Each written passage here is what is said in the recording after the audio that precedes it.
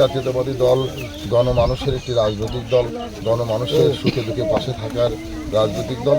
আমরা সেই ব্রত নিয়েই আমরা এক সপ্তাহ ধান কাটার কর্মসূচি ঘোষণা করেছি।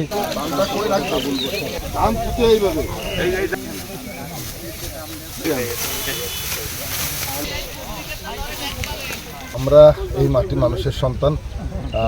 আমরা ছোটবেলা থেকে দেখেছি প্রত্যেকটা গৃহস্থ বাড়িতে এই ধানের মৌসুমে কতটা সমস্যা দেখা দেয়, কারণ সকল মানুষেরই একসাথে ধান কাটা শুরু হয়, যার কারণে আমাদের এখানে লেবার পর্যাপ্ত পাওয়া যায় না। এই একেবারে ভরা মৌসুমে যখন চলে আসে তখন এক একটা লেবার কিনতে 1200-1400 টাকা লাগে।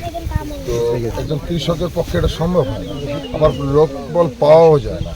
তা আমরা চিন্তা করেছি যে জাতীয়তাবাদী দল গণমানুষের একটি রাজনৈতিক দল, গণমানুষের সুখে দুঃখে পাশে থাকার রাজনৈতিক দল। আমরা সেই ব্রত নিয়েই আমরা এক সপ্তাহ ধান কাটার কর্মসূচি ঘোষণা করেছি। তারই ধারাবাহিকতা আজকে ধারাবাসাল আমরা এসেছি ধান কাটতে। আপনারা দেখেছেন একজন গরিব কৃষক সে ধান লাগিয়েছিল, তার ধানটা এখনও মাঠে পুরোটা ধান পেকে গেছে, আরও হয়তো এক সপ্তাহ আগে ধানটা কাটা যেত।